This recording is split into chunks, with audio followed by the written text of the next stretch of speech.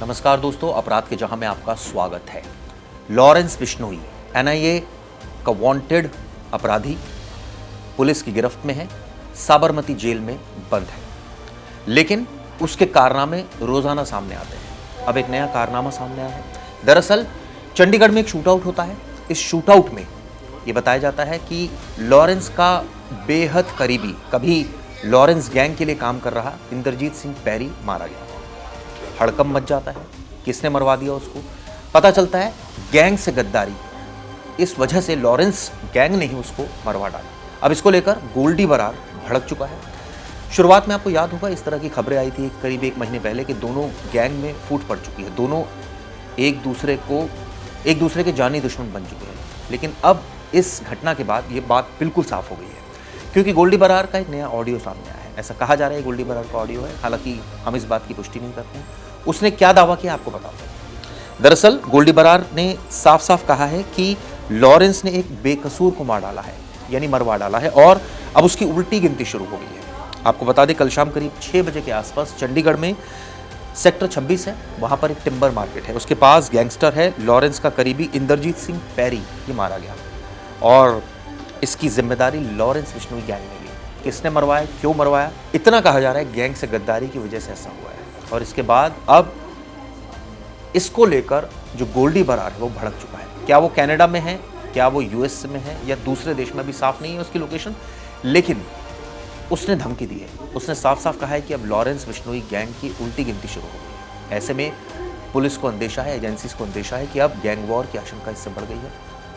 ये किस रूप में सामने आएगी, कौन इसका निशाना बनेगा, ये भी कुछ नहीं कहा जा सकता। हम सबको पता है कि लॉरेंस बिश्नोई के खिलाफ 80 से ज़्यादा मामले दर्ज हैं। एनआईए ने उसको चार्जशीट किया है, उसको गैंगस्टर ना बताते हुए आतंकवादी बताया। ये भी कहा है कि वो दाऊद इब्राहिम की तर्ज पर काम कर रहा है। इस वक्त तो साबरमती जेल में बंद है। हाल ही में उसके छोटे भाई अनमोल बिश्नोई को भी भारत लाया गया था। एनआईए की कस्टडी में है वो, उससे लगातार पूछताछ की जा रही है। कई केसेस में वो भी वांटेड था।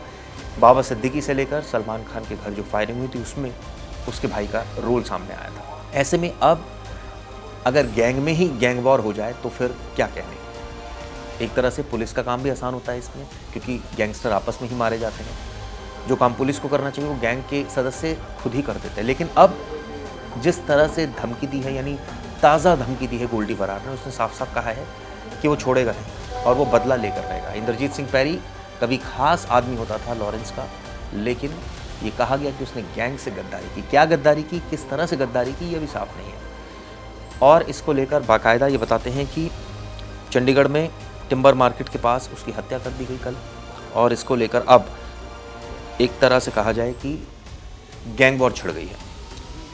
कई जगह इससे संबंधित कई खबरें भी प्रकाशित हुई हैं। ऐसे में अभी तो पुलिस की गिरफ्त में अनमोल बिश्नोई है, लॉरेंस है, लेकिन गोल्डी बरार का भी कुछ भी अता पता नहीं है। वो कई बार एजेंसीज उसकी लोकेशन ट्रैक कर पाती है, लेकिन आखिरी वक्त में वो गच्चा देकर फरार हो जाता है। कभी कहा जाता है वो कनाडा में, कभी कहा जाता है यूएस में। आपको बता दें कि आरजू बिश्नोई, हैरी बॉक्सर और अन्य सदस्यों ने पैरी को गैंग का गद्दार बताया है और हत्या को सही ठहराया है, और क्लब मालिकों और पैरी के समर्थकों को धमकी भी दी है। आपको बता दें, पोस्ट वायरल होने के बाद पुलिस ने मामले की जांच तेज कर दी और इस कंटेंट की पड़ताल की जा रही है। यानी एक तरह से कहा जाए हैरी बॉक्सर और आरजू ने इसका समर्थन किया और ये कहा कि बिल्कुल सही किया लॉरेंस ने, यानी लॉरेंस गैंग ने। पोस्ट की शुरुआत किस तरह से की गई आपको बताता हूँ। जय श्री राम जय बजरंगबली के साथ की गई है। आरजू, हैरी, शुभम लोनकर और हरमन संधू ने दावा किया है कि वे एक नई जंग शुरू कर चुके हैं, और ये भी कहा है कि इंद्रजीत सिंह पैरी उनकी गैंग का गद्दार था और गोल्डी या रोहित के नाम पर क्लबों से पैसा वसूलता था। इसी कारण उसकी हत्या कर दी गई। पोस्ट में भी आरोप लगाया कि पैरी पहले भी हैरी बॉक्सर पर हमले की कोशिश कर चुका था और सिप्पा की हत्या में भी वो शामिल था। पोस्ट में चेतावनी देते हुए लिखा गया, जो भी पैरी या उसके समूह का साथ देगा उसे नहीं छोड़ा जाएगा। गैंग ने क्लब मालिकों को भी धमकी दी है और ये कहा है कि उन्होंने विरोधी ग्रुप को पैसे दिए तो उन्हें सीधे निपटा दिया जाएगा। यानी साफ साफ गैंग वॉर ये छिड़ चुकी है और पंजाब इसकी चपेट में है, हरियाणा चपेट में है, दिल्ली में ऑब्वियसली कई बार इस तरह की खबरें भी सामने आई हैं। पोस्ट में भी दावा किया गया है कि ज़रूरत पड़ने पर वो जेलों तक में पहुंचकर बदला लेने से नहीं हिचकेंगे। यानी कि ये भी कहा गया है कि वो जेल में एज अ कैदी लॉज हो जाएंगे और बदला लेने से नहीं चूकेंगे। इस तरह की बात कही गई है। पेरी पर आपको बता दूं उसका आपराधिक इतिहास किस तरह का है। 20 से ज़्यादा उसके ऊपर मुकदमे थे। इसके अलावा सेक्टर 33 में रहता था वो और कई संगठित अपराधों में वो शामिल था। पुलिस का कहना है कि न सिर्फ वो लॉरेंस गैंग से जुड़ा था बल्कि गोल्डी देवेंद्र बम्बिया गैंग के भगवानपुरिया और संपत नेहरा जैसे नेटवर्क के साथ में भी यानी लिंक में भी रहता था।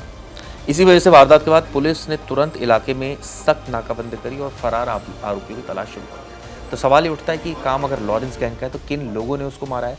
क्या आरजू बिश्नोई, जैसा कि मैंने आपको वीडियो की शुरुआत में बताया कि जो 3 गैंगस्टर है आरजू बिश्नोई, हैरी बॉक्सर, शुभम लोनकर, क्या इन लोगों ने इस घटना को अंजाम दिया या फिर कुछ और लोग हैं? इसके पड़ताल शुरू की है। लेकिन ये बात साफ है कि जिस तरह से ये घटना हुई उससे गोल्डी बरार भड़क गया है और ऐसे में गैंग वॉर की आशंका को बल मिल रहा है।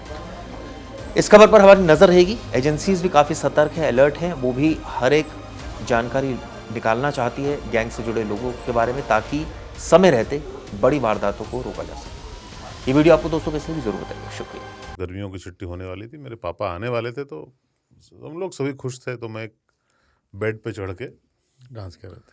डांस कर रहा था, लेकिन वो पहले ही आ गए। फ्रीज।